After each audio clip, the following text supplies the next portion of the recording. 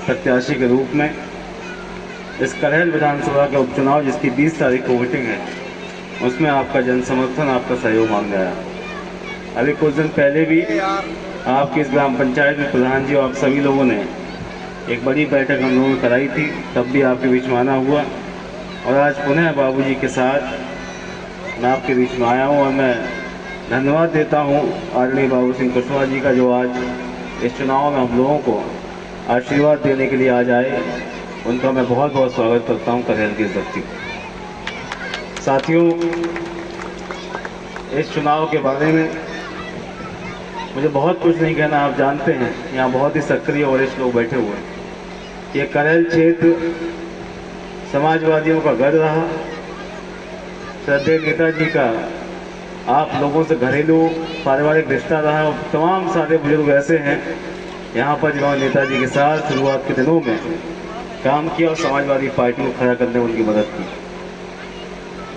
जब से समाजवादी पार्टी का गठन हुआ, लोकसभा का चुनाव रहा हो या विधानसभा का चुनाव रहा हो, आपने हमेशा समाजवादी पार्टी को यहाँ चुनाव जिताने का काम किया। और आज जब भाजपा के लोग चुनौती देते हैं कि हम अयोध्या का बदला करहेल से लेंगे, तो राष्ट्रीय अध्यक्ष जी ने कहा कि इस बार हम संकल्प लेते हैं कि भारतीय जनता पार्टी की सबसे बड़ी हार प्रदेश में कहीं होगी तो इस करहेल विधानसभा से होगी। लगातार कई सालों से हमारे जनपद के साथ, हमारी इस विधानसभा के साथ जो सौतेला व्यवहार इस सरकार ने किया, यहाँ तमाम हमारे किसान भाई मौजूद हैं। खाद के लिए लंबी लंबी लाइनें सोसाइटी में लग रही हैं, एक बोरी खाद किसी को नसीब नहीं हो रही। जब सिंचाई का समय होता है तब नहर और बम में पानी नहीं आता।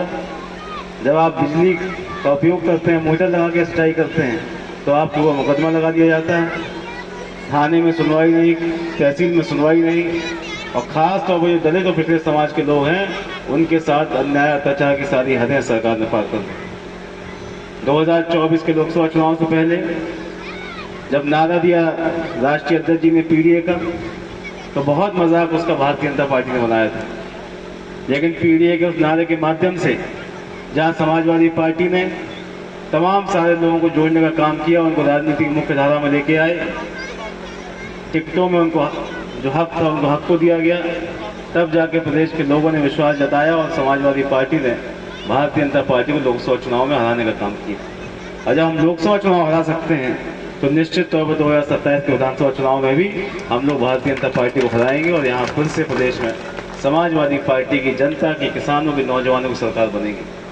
आप जानते हैं कि अगर निष्पक्ष चुनाव हो और वोट में कभी भारतीय जनता पार्टी चुनाव नहीं जीत सकती, लेकिन आज प्रशासन के माध्यम से शासन का दम दिखाकर तमाम सारे हमारे प्रधान और राशन डीलर ऐसे लोग हैं जिनको धमकियां दी जा रही हैं।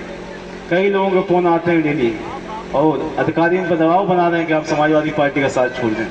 लेकिन हमारे यहाँ के लोग न कभी डरे थे, न झुके थे, हमेशा मजबूती के साथ जैसे आप लोग खड़े रहे। मुझे उम्मीद है इस चुनाव में भी आप लोग बहुत मजबूती के साथ खड़े रहेंगे और 20 तारीख को समाजवादी पार्टी के पक्ष में मतदान कराएंगे। आपको पता है चुनाव 13 तारीख का था और क्या कारण रहा कि 13 तारीख से बढ़ा के 20 तारीख कर दिया गया?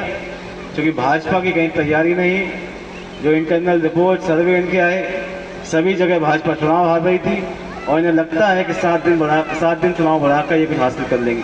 लेकिन हमारे कार्यकर्ता साथी इन 7 दिनों में कहीं कोई साथी जो रूठा हुआ रह गया है उसको भी मनाने का काम करेंगे और इस जीत के अंतर को तो 13 तारीख को होने वाला था उससे और ज़्यादा बढ़ा के 20 तारीख तक लेके जाएंगे। तो मैं आए हुए सभी समाज के लोगों को, प्रधान जी को और सभी साथियों को मैं धन्यवाद देता हूं, जो कि अंधेरा हो गया है और माननीय मुख्य अतिथि को आगे जाना भी है।